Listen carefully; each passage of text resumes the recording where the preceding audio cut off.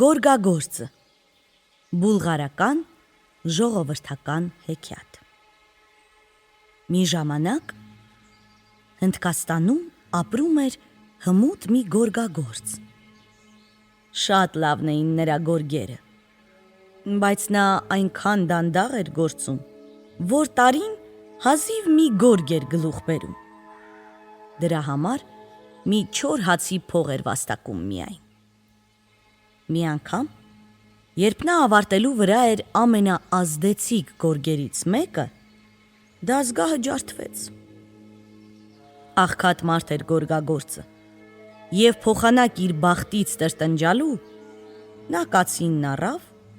ու գնաց անտառ, որպեսզի հարմար փայտ գտնի ու նոր դասգահ շինի։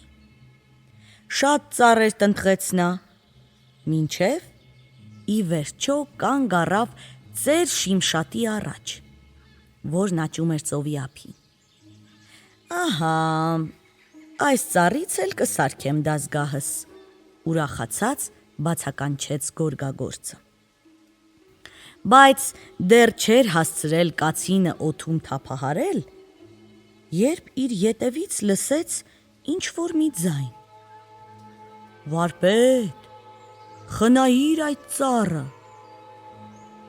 «Այդ ով է խոսում», զարմացավ գորգագործը։ «Անտառի կախարդը, այս Շիմշատն իմ տունն է, նրա մեջ ես ապրում եմ, քո ինչին է պետք այս ծառը»։ Գորգագործը մահու չափ վախեցած, ձեռքից բաց թողեց կացինը ու ասաց. «Ես այս ծառը ջոկեցի, որպեսզի դասգահ շինեմ ինձ համար, հինս ջարդվեց, և եթե նորը չսարքեմ, չեմ կարող գորգս վերջացնել ու վաճառել, այդ դեպքում երեխաներս էլ քաղցած կմնան։ Գնա անտառի անտեսանելի կախարդ, թող կտրեմ ծառը»։ «Խնդրում եմ քեզ, նրան ձեռք մի տուր, ես ինձ այստեղ շատ լավ եմ զգում, և այն ժամանակ, երբ ծովից ուժեղ քամի է փչում, և այն ժամանակ, երբ թունդ շոգ է անում, ինչ որ ուզում ես խնդրիր, և ես ամեն ինչ կանեմ քեզ համար»։ Լսեց նա նորից կախարդի ձայն։ Գորգագործը մտածեց ու ասաց, որ նախ կգնա կնոջ հետ խորհրդակցելու։ Ճանապարհին նա հանդիպեց իր վարսավիր ընկերոջը։ «Ուր ես այդպես շտապում», հետաքրքրվեց նա։ «Տուն, ուզում եմ կնոջս հետ խորհրդակցել, թե ինչ պահանջեմ անտառի կախարդից»։ «Թագավորություն ուզիր, թագավորություն», բացականչեց վարսավիրը։ «Դու կդառնաս թագավոր, ինձ էլ քո վեզիրը կդարձնես, և ես ու դու փառավոր կյանք կունենանք»։ «Գուցեև ճիշտ ես», ասաց գորգագործը, «բայց նախ գնամ կնոջս հետ խորհրդակցեմ նոր»։ «Խելքի եկ, ասում եմ քեզ, ում է պետք կնկա խորհուրդը»։ «Գուցեև ճիշտ ես, բայց ես այնուամենայնիվ կխորհրդակցեմ կնոջս հետ»։ Եվ գորգագործը գնաց տուն։ «Ինչ խնդրեմ անտառի կախարդից», հարցրեց նա կնոջը։ «Վարսավիր ընկերս խորհուրդ է տալիս նրան խնդրել, որ ինձ թագավոր դարձնի»։ «Հիմարն է քո այդ վարսավիրը, մի լսիր դրան։ Միթե չգիտես ինչքան հոգս ունի թագավորը։ Նա շրջապատված է միայն կեղծավոր ու դավաճան մարդկանցով։ Ինչ ուրախոր պիտի տեսնես, որ թագավոր դառնաս է»։ «Ճիշտ ես ասում, կնիկ, կեղծավոր ու դավաճան մարդկանցով միայն շրջապատված կլինեմ, բայց այդ դեպքում ինչ պահանջեմ կախարդից»։ «Աշխարհում դու ամենից շատ գորգ գործել ես սիրում, բոլորը գովեստով են խոսում քո աշխատանքների մասին, և սիրով գնում են այն ամենը, ինչ դուրս է գալիս քո ձեռքի տակից, բայց դու երբեք չես կարողանում մեկ գորգից ավելի գործել, դրա համար էլ մենք աղքատ ենք ապրում։ Կախարդից խնդրիր, որպեսզի նա քեզ այնպիսի մի դասգահ տա, որը կարողանա այնքան գորգ գործել, որքան դու պահանջես։ Այն էլ այնպիսի գեղեցիկ նախշերով ու գույներով, որ ուրիշ ոչ մի տեղ չլինի։ Գորգագործը գլխով արեց, որովհետև կնոջ ասածը նրա սրտովնել էր։ Նա ուղևորվեց դեպի ծովի այն ափը, որտեղ աճում էր շիմշատի ծառը։ Բայց ինչքան մոտենում էր, այնքան վատ էր զգում իրեն։ Մի բան ծանրանում էր հոգու վրա։ Կախարդը, որ ինձ այդպիսի մի դազգահ տա, միտքեր անում նա,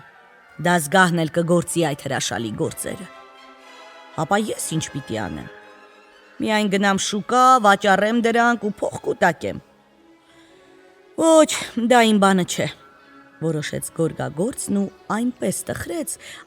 տխրեց, որ երբ մոտեցավ ծառին, կանչեց. «Կախարդ, կախարդ, ես ոչինչ էլ չեմ պահանջում քեզնից։ Միայն եթե չես ուզում, որ կտրեմ այն ծառը, որտեղ դու ապրում ես, եկ օգնիր ինձ նորոգեմ հին դազգահս»։ «Քո խնդիրքը կկատարվի», պատասխանեց նրան անտառի կախարդը։ Գորգագործը վերադարձավ տուն և անմիջապես գնաց իր դազգահի մոտ։ Տեսավ միանգամայն Սարքինը։ Այն ժամանակ նա նստեց առաջն ու աշխարհում ամեն ինչ մոռացած սկսեց գործել։ Նա չէր լսում կնոջ ոտնաձայները, որն անընդհատ պտտվում էր շուրջը։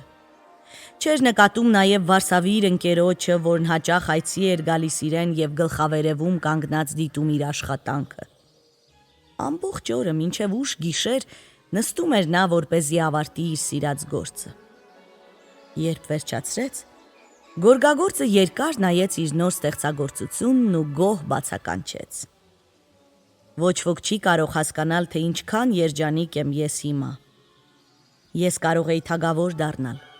անթիվ անհամար գանձերի տեր, հազարավոր ծառաներ ու մշակներ, հազարավոր պալատականներ կունենայի իմ ձեռքի տակ, մեկը մեկից կեղծավոր, մեկը մեկից դավաճան,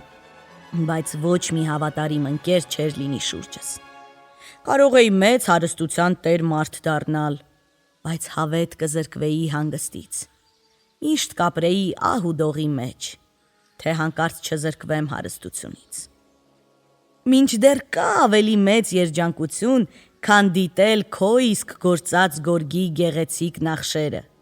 և լսել, թե ինչպես մեծ թե փոքր հիանում են նրանով։ Ժողովուրդը զուր չի ասում, մարդ միայն աշխատանքով կարող է իր ցանկություններն իրականություն դարձնել։ Շատ տարիներ ապրեց գորգագործը, հարստություն չդիզեց նա, բայց երջանիկ էր զգում իրեն, որովհետև նրա գործած գորգերը շատ ավելի թանկ արժեին, քան այն ոսկիները, որ նրան վճարում էին իր աշխատանքի դիմաց։ Եվ երբ նա հիանում էր իր գորգով, բոլորովին մոռանում էր, որ ինքն աղքատ է։ Նրա արվեստի փառքը տարածվեց ամբողջ երկրով մեկ։ Նրա մահից հետո ժողովուրդը դեռ երկար ժամանակ հիշում էր այն ազնիվ գորգագործին, որն այդպիսի գեղեցիկ և ամուր գորգեր էր գործում։